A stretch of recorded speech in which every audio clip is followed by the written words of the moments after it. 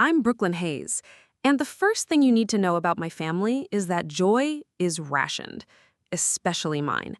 The second thing you need to know is that Sunday dinners at the Hayes house happen like clockwork, every week at 6 sharp, around a table that costs more than my rent but feels colder than my studio apartment in winter. Austin squeezed my hand under the table as I stared at the faces I'd known my whole life.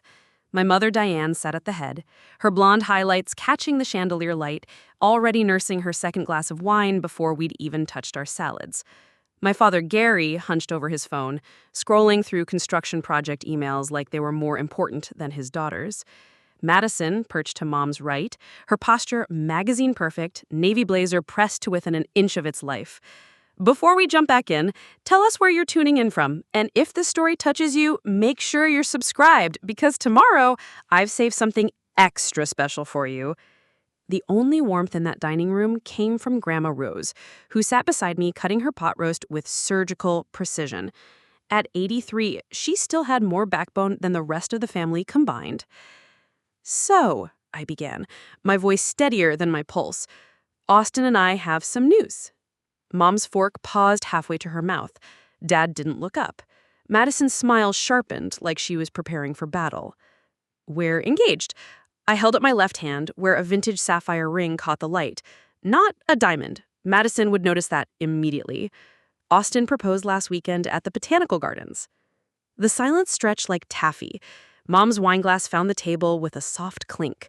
Dad finally glanced up from his phone, blinking like he'd forgotten he had daughters at all. "Well," Mom said, her voice climbing an octave, "that's sudden." Madison leaned forward, predator instincts activated. "How long have you two been dating again?" 2 years, Austin answered when I stayed quiet. His software developer's calm never wavered, even when my family dissected him like a failed code. "And the timeline?" Madison pressed. "When are you thinking?" "October 15th, 8 months from now." Madison's laugh tinkled like breaking glass. 8 months?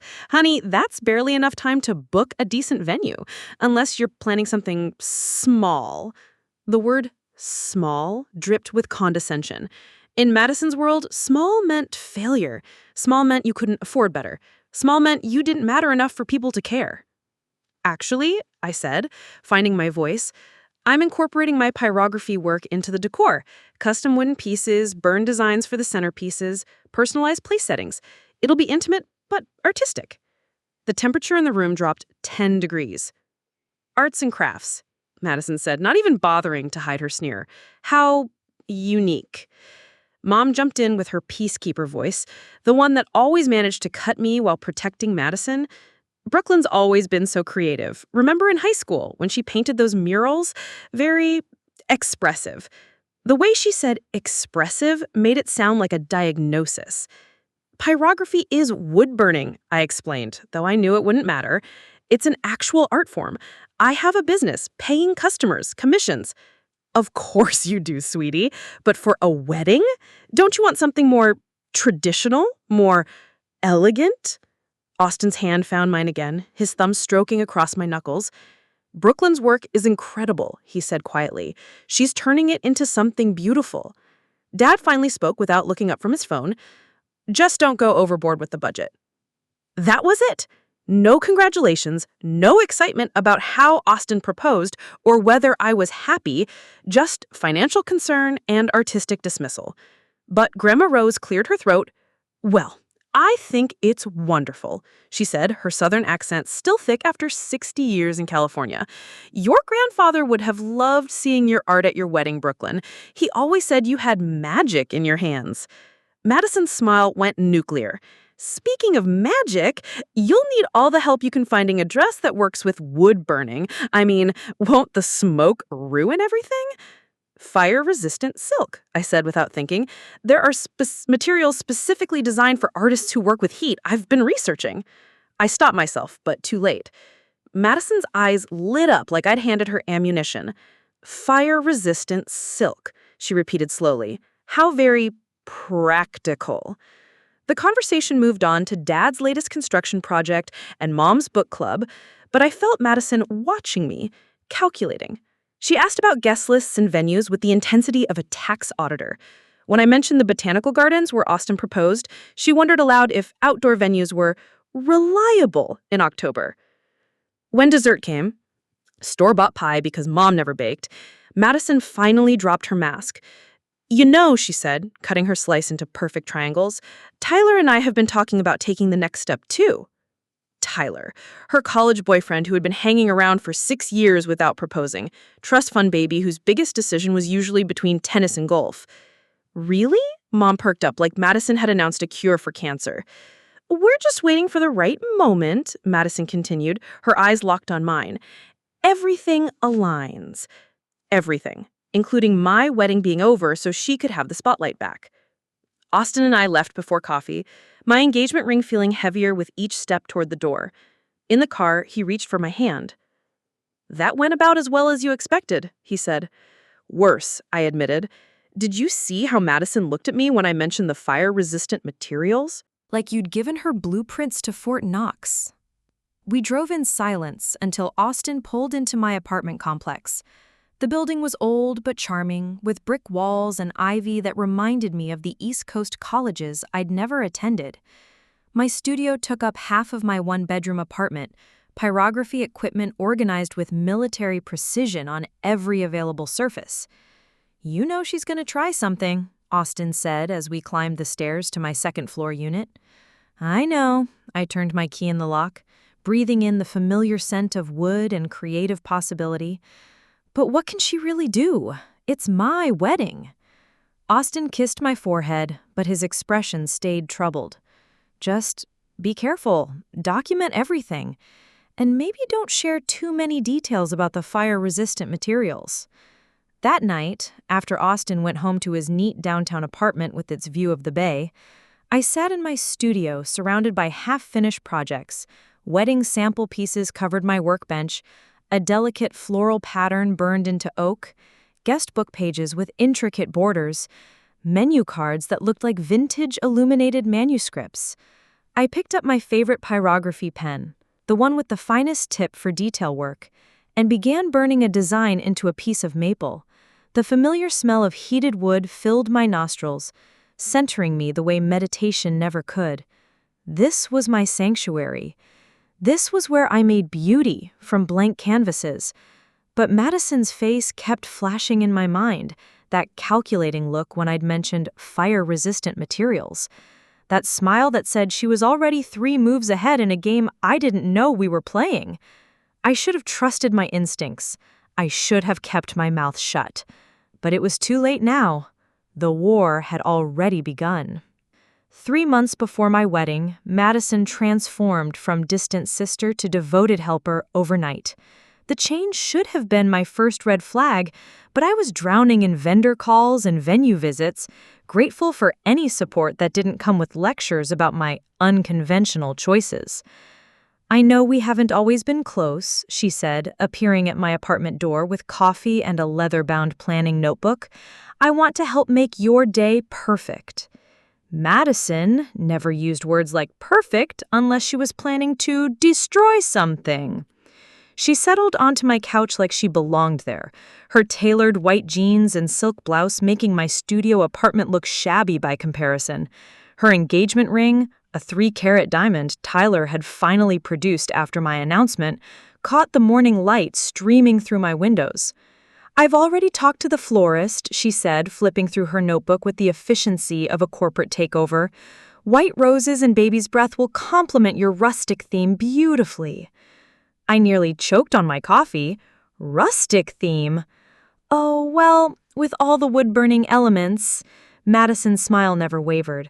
I thought we should lean into the aesthetic. My wedding wasn't rustic. It was artistic, elegant. The pyrography pieces I'd been creating were intricate, detailed works that took hours to complete. But explaining that to Madison was like explaining color to someone who insisted on seeing everything in black and white. Actually, I said carefully, I already chose the flowers, eucalyptus and white orchids. They'll complement the burned wood without competing. Oh, honey, Madison's voice dripped sympathy. Orchids are so expensive and temperamental. What if they wilt? White roses are classic, reliable. She pulled out her phone and started scrolling through photos. Look, I found this amazing florist who specializes in budget-friendly arrangements. She could do your entire wedding for half what you're planning to spend. Budget-friendly. The kiss of death for any creative vision. Madison, I appreciate the help, but I've already put deposits down. Deposits can be transferred, she said brightly. I'll handle all the coordination. You have enough to worry about with your little wood projects. Little wood projects? Like I was making crafts for a school fair instead of custom art pieces that were selling for hundreds of dollars on my Etsy shop? That night, I called my florist to confirm our order. I'm sorry, she said, confusion clear in her voice. Your sister called this morning and canceled everything. She said you'd changed your mind about the orchids. My stomach dropped. I never changed my mind. She was very specific about the new arrangements. White roses and baby's breath? She said she was handling all vendor communications now to reduce your stress. I hung up and immediately called Madison. Oh, I thought we discussed this. You seemed so overwhelmed, and when I mentioned the cost savings, you looked so relieved. Madison, I never agreed to change anything. Are you sure? We were talking about so many details. Maybe I misunderstood. Should I call them back? But the damage was done. My original florist had already given my wedding date to another client. The budget-friendly alternative Madison found specialized in grocery store arrangements that looked exactly like what they were, cheap. I spent the rest of the week undoing Madison's help.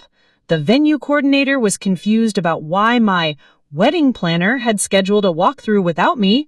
The caterer wanted to confirm the menu changes my sister had requested, switching from my carefully chosen farm-to-table selections to standard wedding package food. She said you wanted to simplify things, make it more accessible for your guests. Accessible. Another way of saying cheap. Austin found me in my studio that Friday night, surrounded by wedding paperwork and vendor contracts, trying to piece my vision back together. Madison's email is CC'd on all your vendor communications, he said, showing me his laptop screen. Look.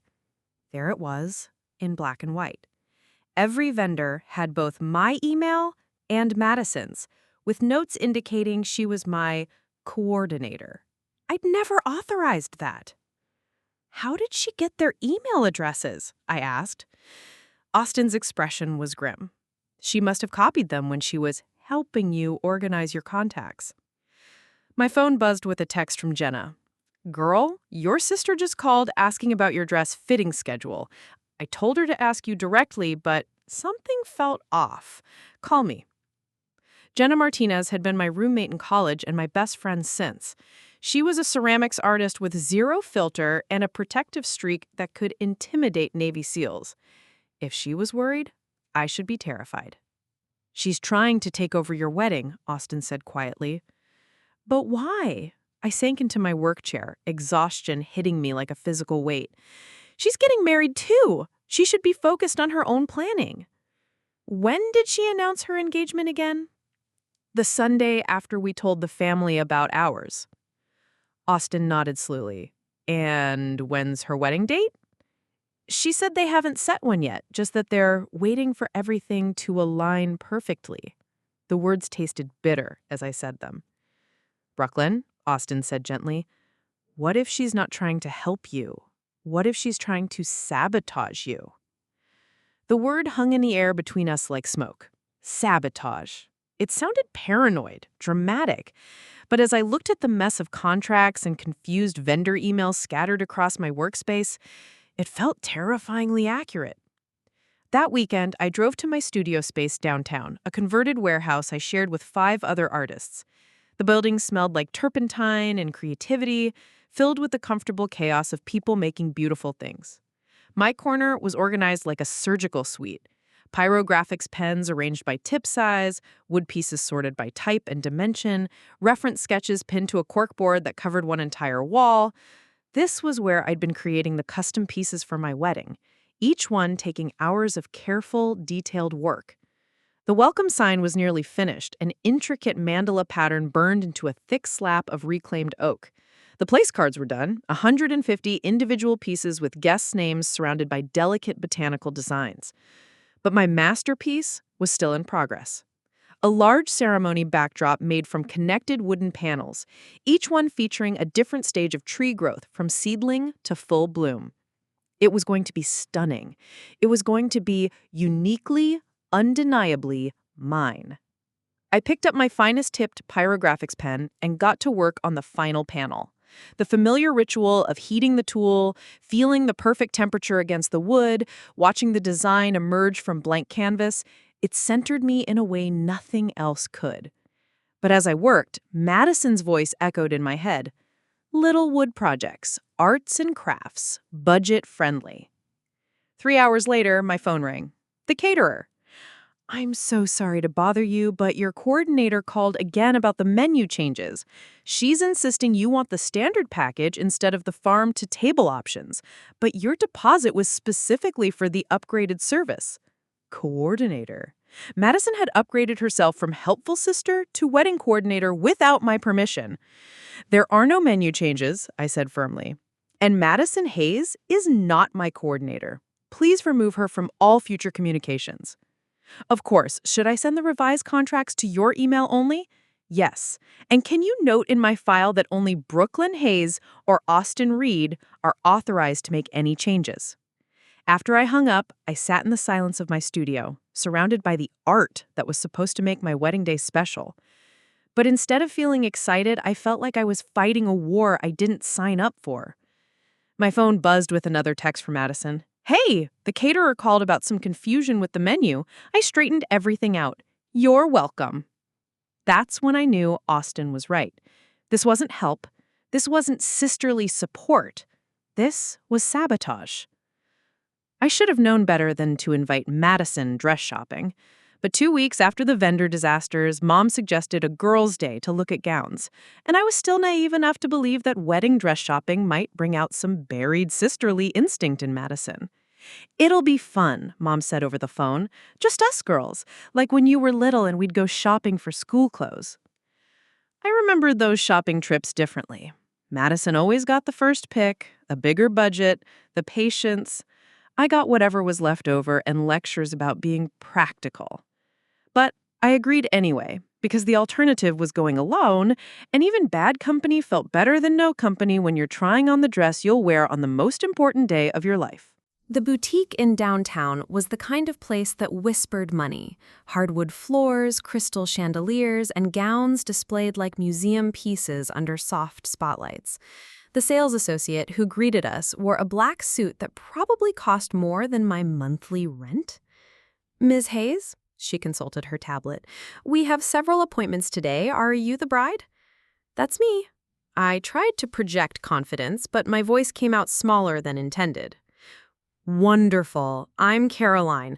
Let's start with the consultation room. The consultation room was all mirrors and velvet chairs, with a platform in the center where dreams either came true or died. Caroline had already pulled several gowns based on my online questionnaire. Simple, elegant styles that would showcase my artistic details rather than competing with them. I love clean lines, I explained as Madison and Mom settled into the viewing chairs. Something that won't overwhelm the pyrographics elements I'm incorporating. Madison examined her manicure. What exactly are pyrographics elements? For the 100th time, I explained my art form. It's wood burning. I create designs by heating specialized tools and drawing patterns into wood. I'm making custom pieces for the ceremony and reception. Preparing and narrating this story took us a lot of time, so if you are enjoying it, subscribe to our channel. It means a lot to us. Now, back to the story. How rustic? Madison said. There was that word again. Rustic, like my art was something primitive, unrefined. Caroline returned with the first gown, a sleek sheath in ivory silk with subtle beading along the neckline. This is one of our most popular styles, very modern, very clean. I stepped into the dressing room and slipped into the dress.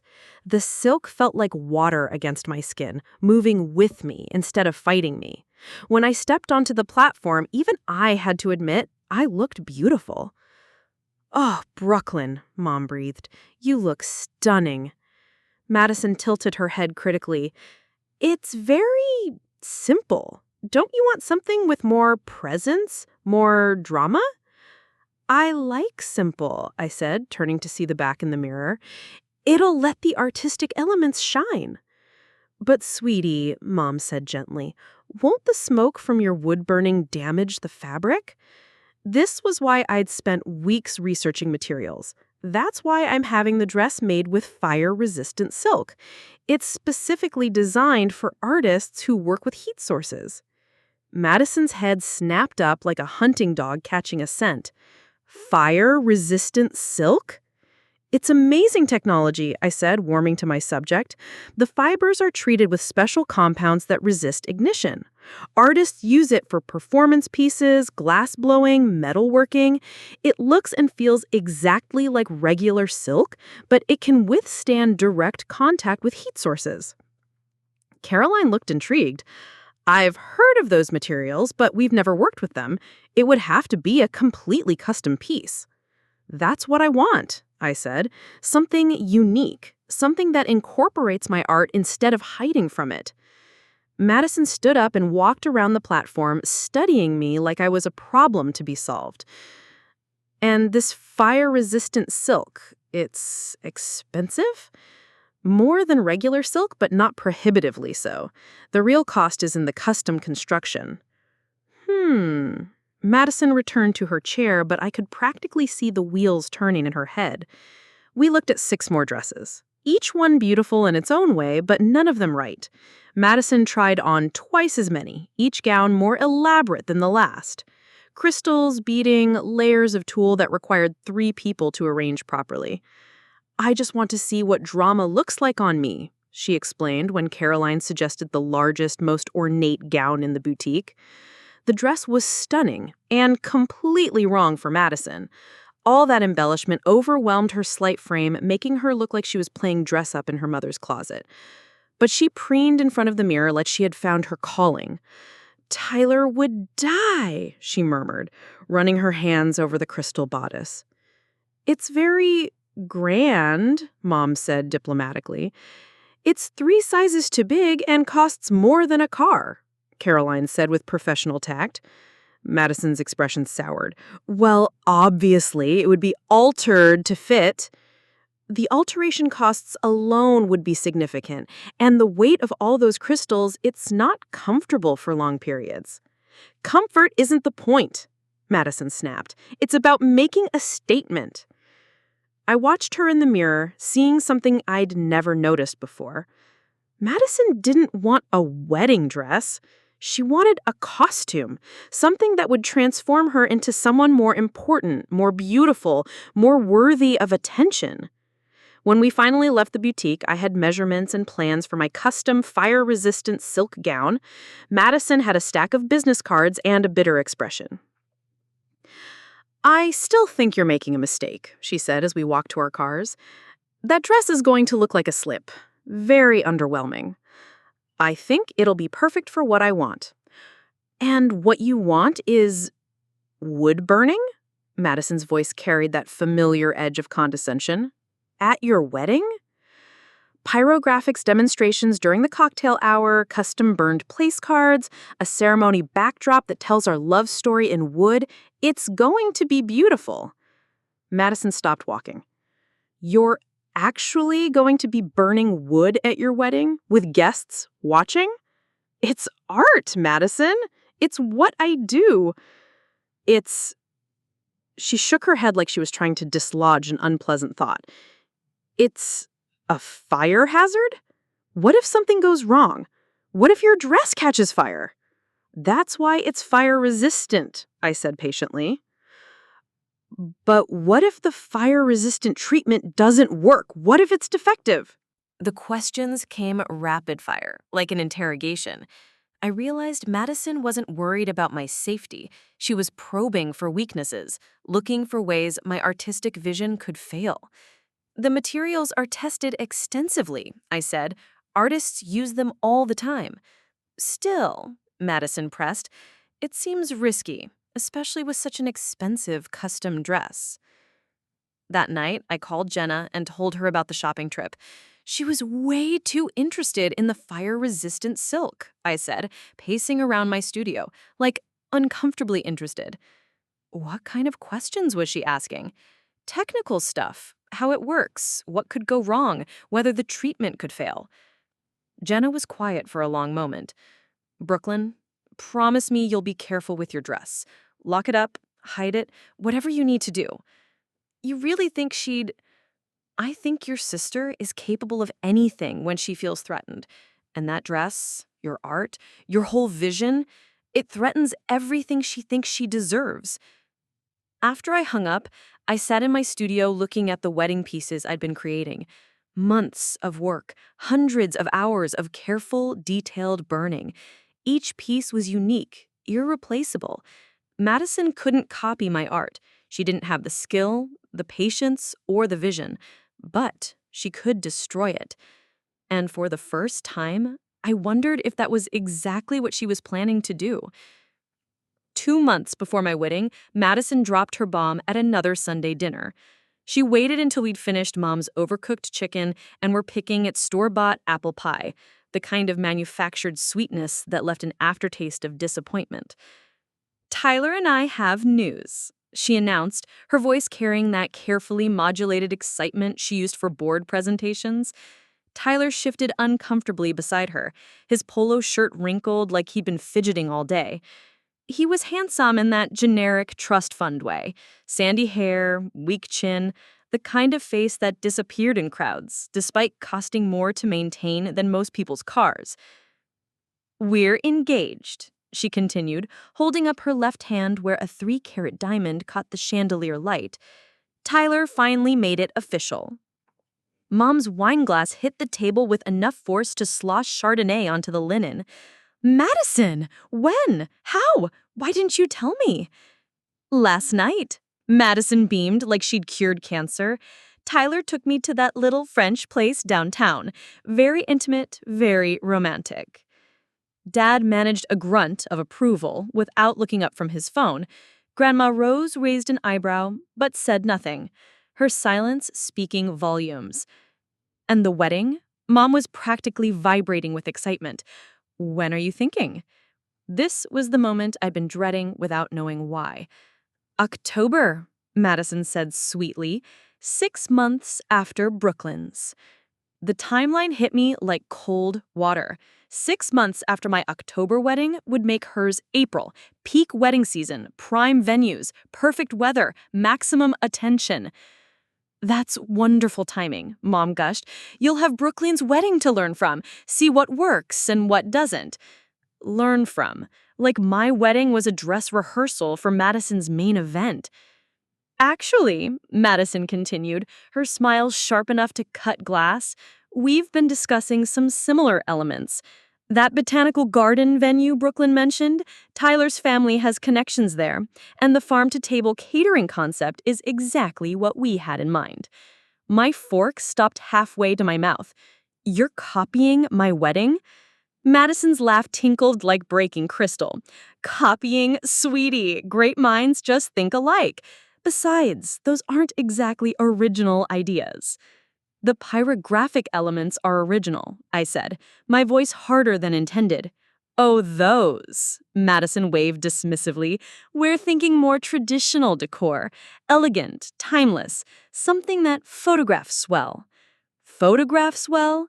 Everything Madison did was about the image, the Instagram moment, the perfect documentation of her perfect life. "What about your fire-resistant silk dress?" she continued, eyes glittering with false concern. "Have you thought about backup options, in case the special materials don't work out?" Tyler finally spoke, his voice uncertain. "Fire-resistant? Why would a wedding dress need to be fire-resistant?" Madison launched into an explanation of my pyrographic demonstrations, making them sound like dangerous circus acts instead of carefully controlled artistic performances. She peppered her description with words like risky and unpredictable, painting me as reckless rather than creative. Sounds like a liability issue, Tyler said, frowning. What if someone gets hurt? No one's going to get hurt, I said through gritted teeth. I've been doing this for years. I know what I'm doing.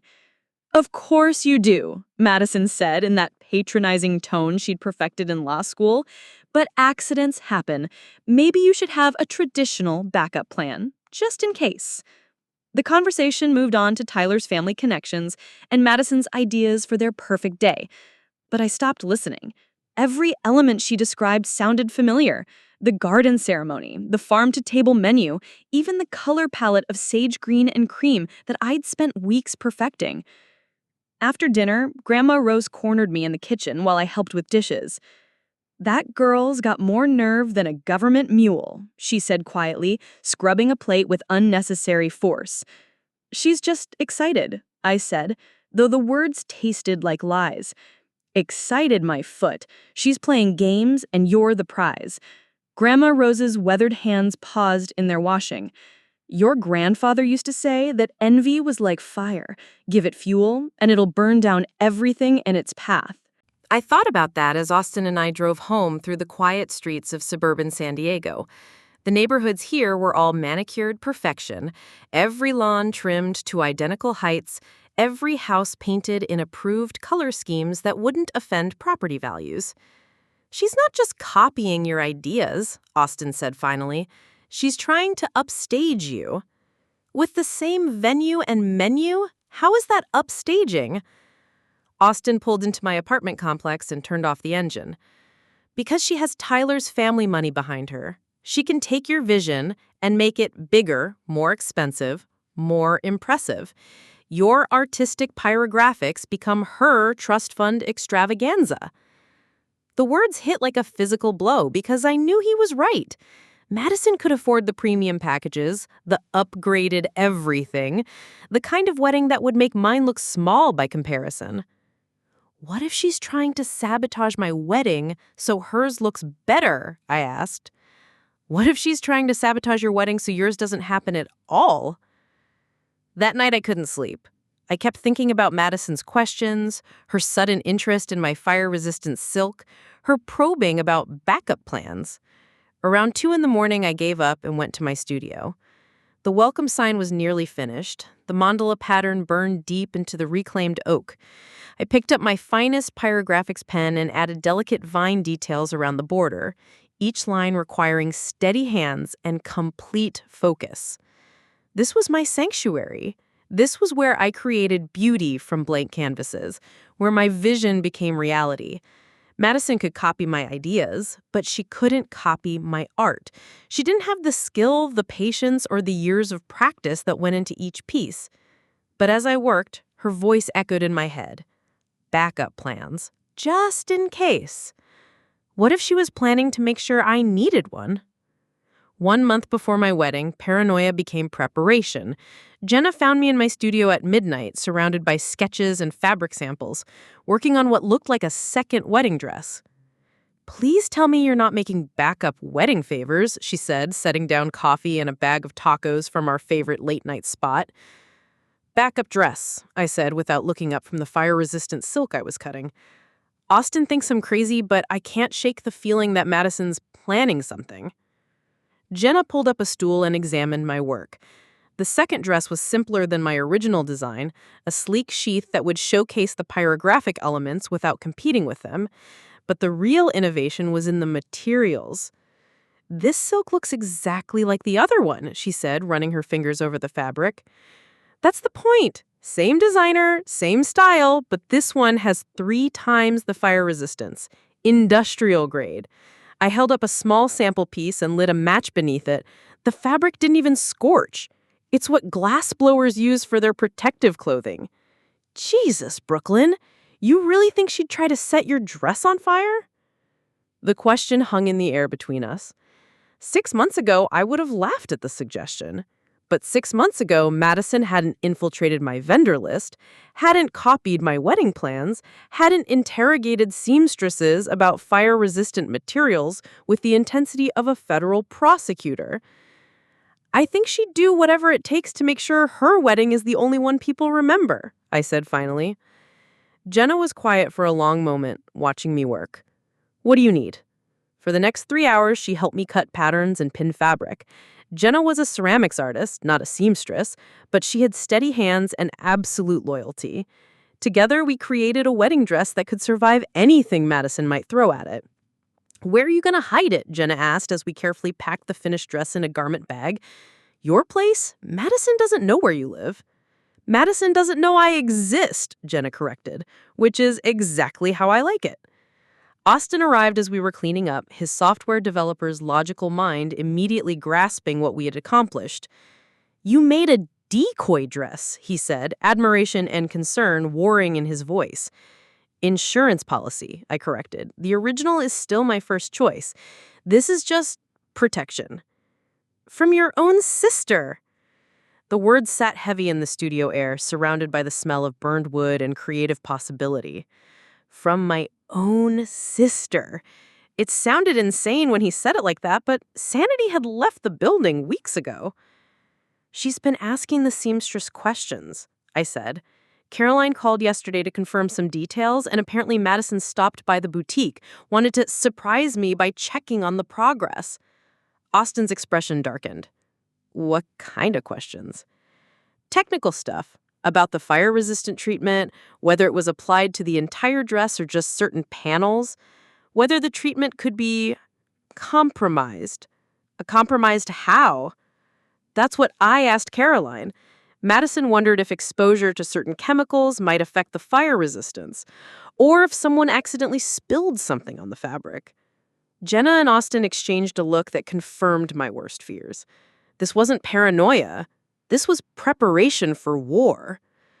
The next morning, I installed a security camera in my studio. Tiny thing, motion-activated, hidden behind a stack of wood samples. Austin helped me set up the app so I could monitor the space from my phone. This feels extreme, I said, watching the live feed on my screen. Extreme situations require extreme measures, Austin replied. Besides, if nothing happens, we'll just have really good security footage of you making art. But something did happen. 3 days later, my studio door showed signs of tampering. Tiny scratches around the lock, like someone had tried to pick it. Nothing was missing, but my pyrographics tools had been moved. Just slightly. Just enough for someone who knew their exact placement to notice. I checked the security footage. A figure in dark clothing and a baseball cap had spent 20 minutes in my studio at 3 a.m, examining my tools, my wedding pieces, my original dress design sketches pinned to the wall. The face was never visible, but I knew those movements, that posture, the way she held her head when she was concentrating. Madison. She was casing the joint, Jenna said when I showed her the footage, like a professional thief. But she didn't take anything. She was learning. Figuring out your routine, your security, your vulnerabilities. Jenna paused the video on a frame showing the figure examining my pyrographics pens. She's planning something big. That night, I moved all my wedding pieces to Jenna's apartment. The welcome sign, the place cards, the ceremony backdrop panels, everything I'd spent months creating disappeared into her spare bedroom closet. This is temporary, I told myself, just until after the wedding. But as I locked my now empty studio, I realized I was no longer planning a wedding, I was planning for survival. 3 weeks before my wedding, Madison's mask finally slipped. The pretense of sisterly support crumbled under the weight of her desperation, replaced with open warfare disguised as concern. It started with the caterer. Again. I'm sorry to bother you, Janet said when she called Tuesday morning, but I had another conversation with your sister yesterday. She seemed very concerned about food safety with your pyrographics demonstrations. My blood pressure spiked. What kind of concerns? She mentioned that burning wood releases toxins that could contaminate the food. She suggested we might need to relocate the catering setup to avoid health code violations. Toxins. Health codes. Madison was weaponizing regulations against my art. The demonstrations will be in a completely separate area, outdoor space, proper ventilation, nowhere near the food service. I know, I explained that to her, but she was very insistent that we needed contingency plans. She even suggested I contact the health department to confirm we're in compliance. The health department. Madison was escalating from vendor manipulation to government interference. Janet, I need you to understand something. Madison Hayes is not authorized to make any decisions about my wedding. If she contacts you again, please refer her directly to me. Of course, but Brooklyn, she did mention having some connections at the health department. I just want to make sure we're covered legally. After I hung up, I immediately called Chloe Bennett, the wedding planner I'd finally hired after Madison's vendor chaos became unmanageable. "We have a problem," I said without preamble. Chloe had been planning weddings for 15 years. She'd seen every family drama, every bridezilla meltdown, every disaster that could befall a special day. But when I explained Madison's latest tactics, even she sounded shocked. She's trying to get the health department involved over pyrographics demonstrations. She's playing lawyer, finding regulations that could shut down parts of my wedding. "Okay," Chloe said, her voice shifting into professional problem-solving mode. "Let me make some calls. I know people at the health department and I know the fire marshal personally. We'll get ahead of this." But Madison was already 3 moves ahead. That afternoon, the photographer called. "I'm so sorry," Marcus said, his voice genuinely pained, "but I've had a family emergency. My father's in the hospital and I need to fly to Portland immediately." My heart sank. Marcus was young, talented, and exactly the artistic vision I wanted for my wedding photos. "I understand. Family first. I've been trying to find a replacement, but 3 weeks' notice? Everyone good is already booked." 3 weeks' notice. Exactly the amount of time Madison would need to poach my photographer and leave me scrambling for alternatives.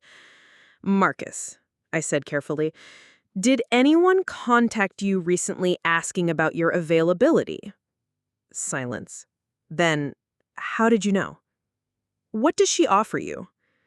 "Double your rate for the same weekend. Said she was planning a surprise anniversary party for her parents and money was no object." His voice was miserable.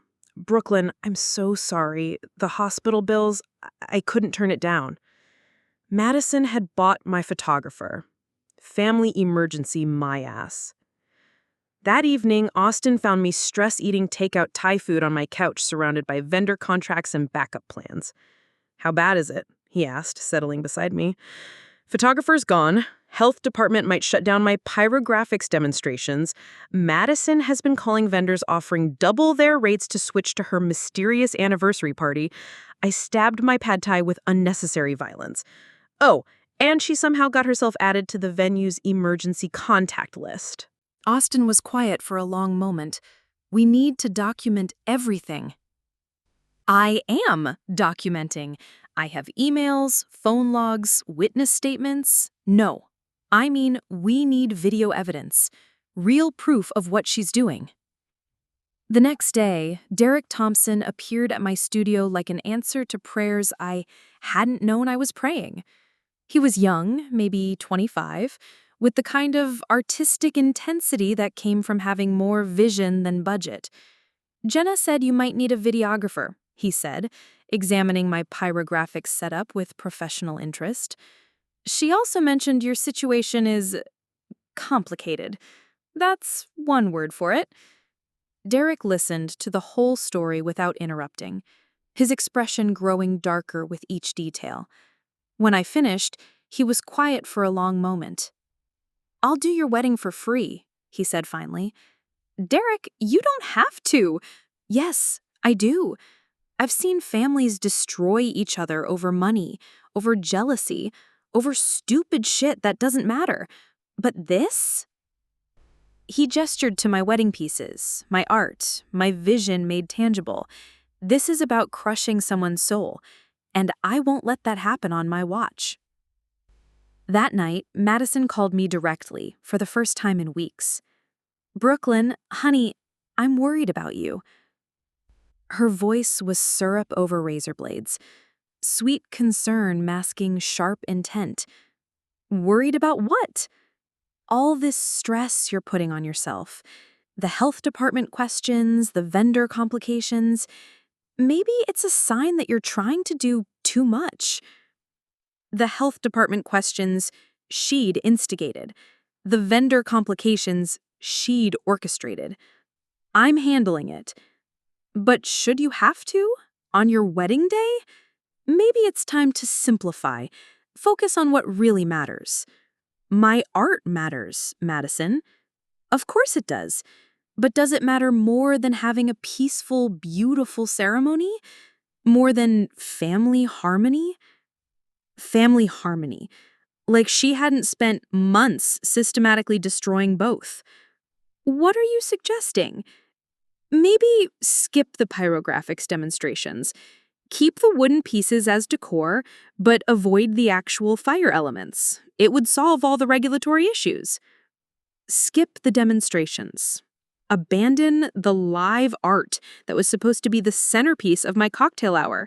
The moment when my guests would see my passion transformed into beauty before their eyes. No, I said simply. Her pause was loaded with implications. Well, it's your decision. I just hope it doesn't ruin everything you've worked so hard for. Ruin everything? Like she hadn't been trying to do exactly that for months. After I hung up, I sat in the growing darkness of my apartment, understanding finally that Madison wasn't trying to steal my wedding or overshadow my day. She was trying to destroy it completely. The war was no longer about competition. It was about annihilation. And I was about to find out just how far she was willing to go. 2 weeks before my wedding, Madison came for the dress. She arrived at the boutique while I was having my final fitting, armed with sisterly concern and one of my own pyrographics pens. I should have known something was wrong when Carolyn mentioned Madison had called ahead. She wanted to surprise you, she said, as she zipped me into my gown. Said she had something special to give you for luck. The dress fit perfectly. Months of careful construction, fire-resistant silk that felt like water against my skin, and delicate beadwork that caught the light like captured stars. I looked like myself, but elevated, like the woman I was becoming. "It's perfect," Carolyn whispered, smoothing the train behind me. "Absolutely perfect." That's when Madison walked in holding a coffee cup and wearing the kind of smile that made my spine crawl. "Oh my God, Brooklyn, you look..." She paused, her eyes scanning me from head to toe. "You look exactly like I imagined." Something in her tone made my skin prickle. Not admiration, anticipation. "I brought you coffee." She set the cup on the side table. "That boutique blend is terrible. This is from that place you love downtown." I don't drink coffee in wedding dresses. Madison knew that, but I smiled and thanked her anyway, because old habits die hard, and I was still trying to believe in sisterly love. "Carolyn, would you mind giving us a moment?" Madison asked. Sister bonding time. Carolyn hesitated, glancing at me for confirmation. I nodded, though every instinct screamed against being alone with Madison in a room full of mirrors and expensive fabric. The door clicked shut, and Madison's smile shifted into something sharper. "You know," she said, walking around me slowly, "I've been thinking about your pyrographics demonstrations. Madison, we've discussed this. No, hear me out." She stopped in front of me, tilting her head like she was solving a puzzle. "I think you're right to include them. It's very... you." The compliment felt like a trap. "I even brought you this." She reached into her purse and pulled out my finest pyrographics pen, the one with the needlepoint tip I used for detail work. "You left it at the studio. Thought you might want it for good luck." My studio, that she'd broken in 2 weeks ago. The security camera had captured her examining that exact pen. "Thanks," I said carefully, "but I won't need it today." "Are you sure? I thought maybe you'd want to show Carolyn how it works. Make sure the fire-resistant treatment is really effective." There it was, the reason she was here. Madison moved closer, the pen still in her hand. "I mean, what if the treatment failed? What if the fabric isn't as fire-resistant as they promised?"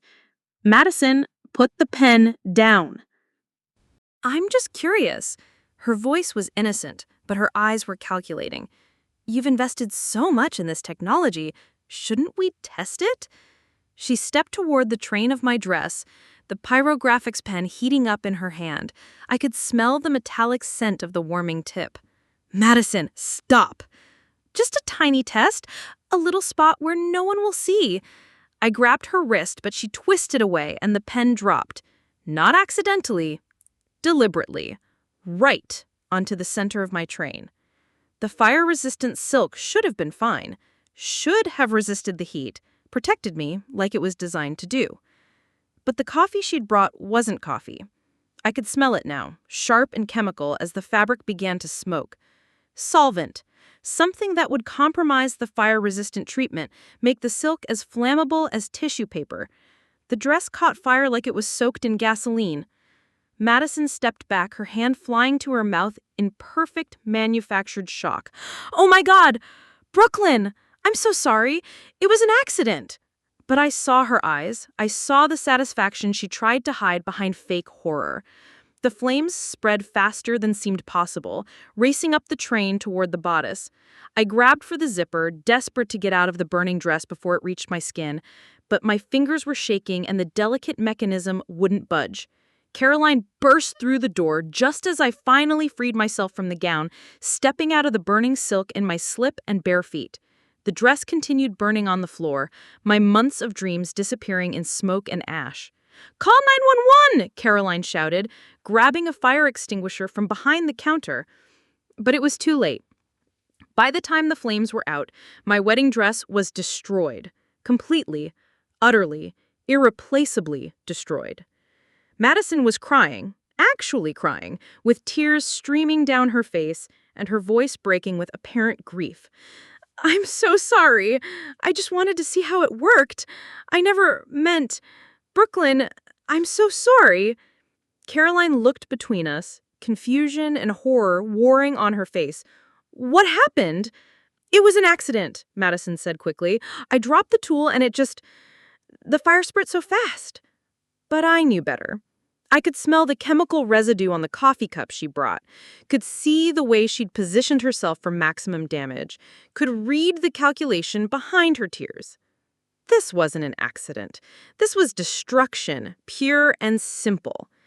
"We need to call your insurance," Caroline said, already reaching for her phone, "and the designer. Maybe we can rush another." "There's no time," Madison said, her tears drying suspiciously fast. 2 weeks isn't enough for a custom gown." She was right, and she knew it. That's why she'd waited until now, close enough to the wedding that replacement would be impossible, far enough that I'd have time to suffer. I stood there, in my slip, surrounded by the ashes of my dreams, and felt something cold settle in my chest. Not despair, not panic, rage. "Actually," I said quietly, "I'll be fine." Madison's head snapped up. "What?" I said, "I'll be fine. I have a backup dress." The lie came easily, smoothly, because in that moment I remembered Jenna's closet and the insurance policy we'd created in fire-resistant silk and midnight desperation. Madison's face went white. "A backup dress? Did you really think I'd put all my eggs in one basket? Especially with you involved?" I watched her mask slip completely, revealing the fury underneath. She'd played her trump card, destroyed what she thought was irreplaceable, and I was still standing. "I don't understand," Caroline said. "My sister has been sabotaging my wedding for months. The vendor interference, the health department complaints, the photographer who mysteriously got a better offer, all Madison." "That's not true," Madison sputtered. "You're paranoid. I continued. "The security camera in my studio caught you breaking in 3 weeks ago, and Derek Thompson has been documenting everything for the past 2 weeks." Derek, who had been hiding in the consultation room's supply closet with his camera capturing every word, every moment, every reveal of Madison's true nature. Madison's rage finally broke free. "You manipulative little..." "I'm manipulative?" I laughed. "The sound sharp enough to cut glass. You just tried to burn me alive in my wedding dress." The truth hung in the air between us, undeniable and ugly. Madison gathered what was left of her composure and stalked toward the door. "This isn't over." "Yes," I said quietly. "It is." But as the door slammed behind her, I knew she was right. This wasn't over. This was war. 2 weeks later, I walked down the aisle in my secret dress, fire-resistant silk flowing like liquid starlight, surrounded by the art I'd created and the love I'd chosen. The backup dress was everything the original had been and more. Sleeker, more confident, designed by a woman who'd learned to plan for the worst while hoping for the best. The pyrographics elements I'd incorporated were subtle but stunning. Delicate burned patterns along the hemline that looked like lace from a distance, but revealed themselves as art up close. Austin's face when he saw me made every moment of fear, every sleepless night of preparation worth it. Madison wasn't there. She'd texted that morning claiming a sudden illness, but I knew the truth. She couldn't bear to watch me rise from the ashes of her destruction. The ceremony was perfect, not because nothing went wrong, but because everything that mattered went right.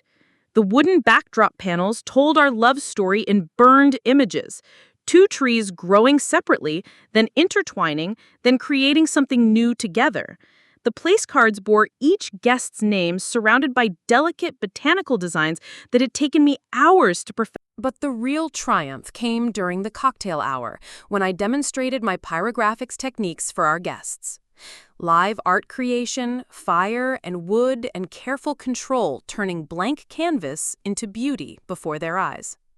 "This is what I do," I told the crowd gathered around my station. "This is my passion, my art, my contribution to the world. And this is why my dress had to be fire-resistant." I held up a piece of silk identical to my gown's fabric and touched it with a heated pyrographics pen. The material remained pristine, unburned, exactly as designed. "Art shouldn't be hidden or diminished," I continued, creating delicate patterns in a piece of maple wood. "It should be celebrated, shared, integrated into the moments that matter most." The applause was genuine, warm, appreciative. These people, our friends, our chosen family, understood what I was trying to create. During dinner, Derek's video played on the screens around the reception hall. Not the dress burning. I wasn't cruel enough to publicly humiliate Madison that way. Instead, it was a montage of my artistic process, the months of work that had gone into each wedding element, the love and care embedded in every burned line. "This is what we're here to celebrate," Austin said during his speech.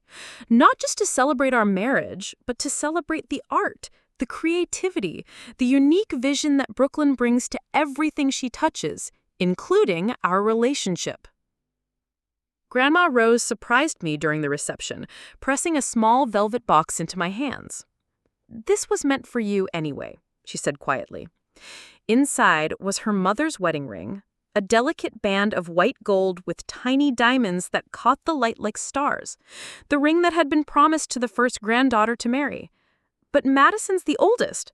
"Madison's a lot of things," Grandma Rose said, her voice dry as desert wind, "but she's not the granddaughter I'm proud of." As Austin and I left for our honeymoon, I felt something I hadn't experienced in months. Peace. Not because the war was over, but because I'd finally learned to fight for what mattered. Madison had tried to burn down my dreams, and I'd built them back stronger.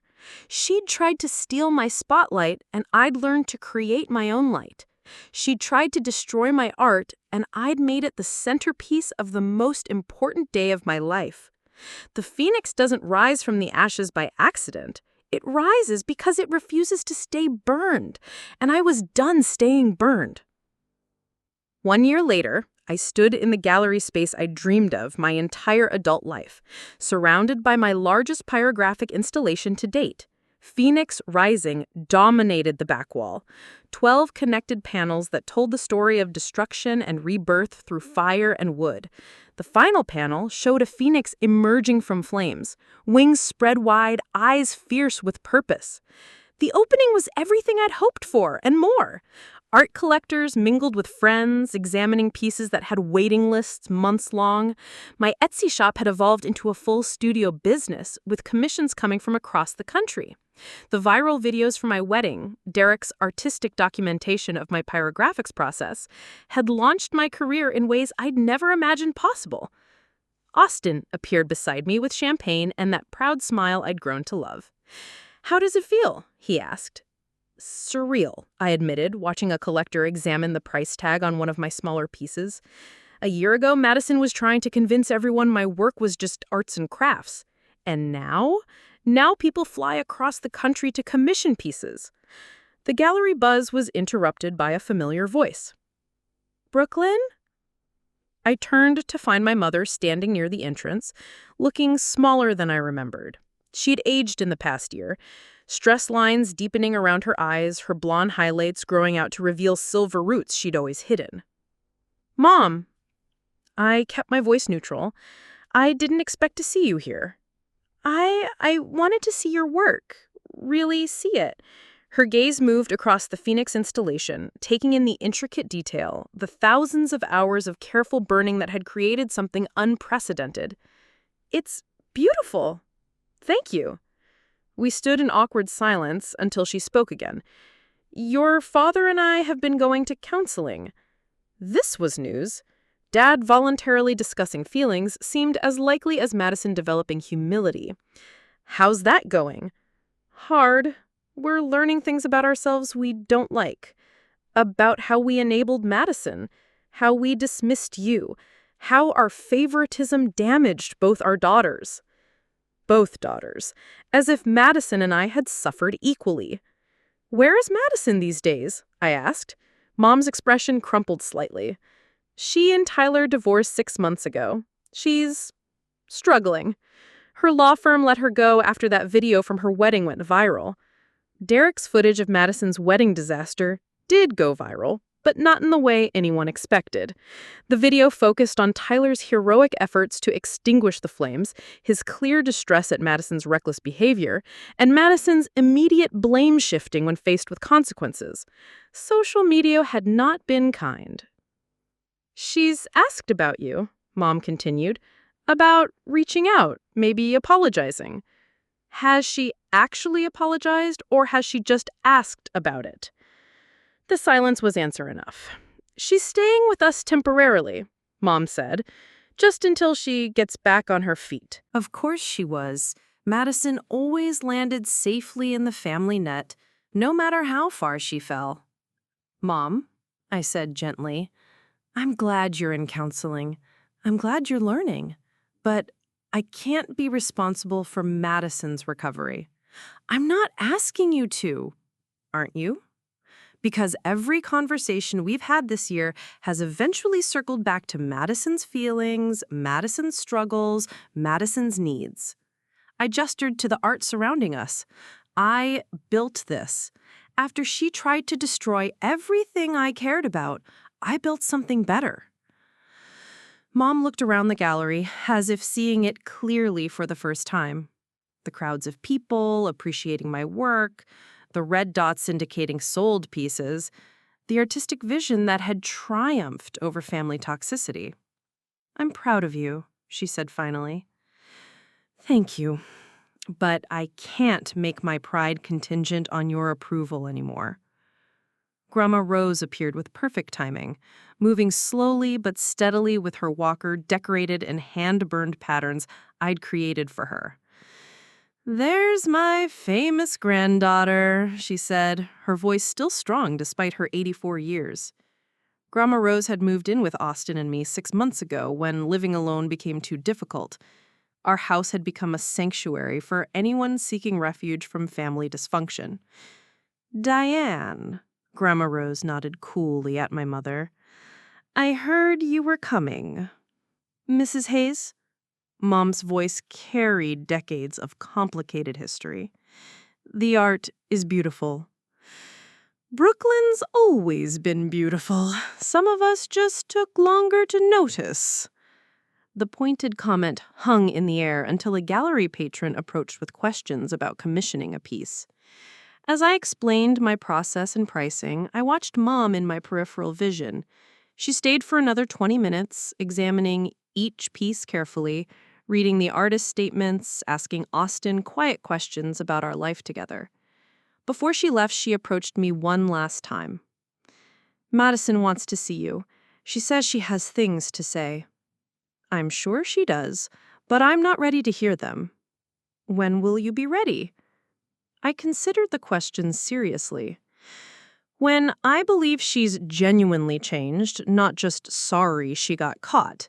When she takes responsibility without expecting forgiveness. When she's done the work to understand why she hurt people, not just that she did." That might take years. It might take forever. I looked at my mother with something approaching compassion. "Mom, I love Madison because she's my sister. But love doesn't mean accepting destructive behavior. It doesn't mean setting myself on fire to keep someone else warm." After Mom left, the evening continued with sales and connections and conversations about art that lifted my soul. But the real moment of triumph came near closing time when a young woman approached me with tears in her eyes. "I saw the video of your wedding, the way you turned your sister's sabotage into something beautiful. I'm dealing with family toxicity too, and seeing you succeed despite it, it gives me hope." That's when I understood what Phoenix Rising really meant. Not just my personal journey from victim to survivor, but the universal story of anyone who'd refused to be buried under someone else's ashes. As Austin and I drove home through the quiet streets of our new neighborhood, I thought about the installation's final panel. The phoenix emerging from flames, wings spread wide, eyes fierce with purpose.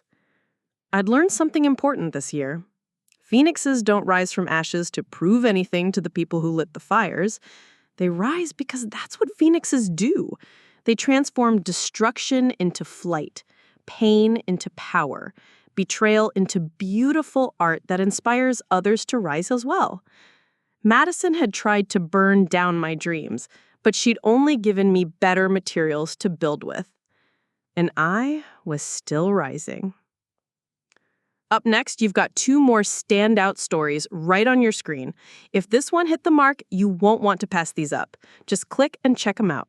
And don't forget to subscribe and turn on the notification bell so you don't miss any upload from us.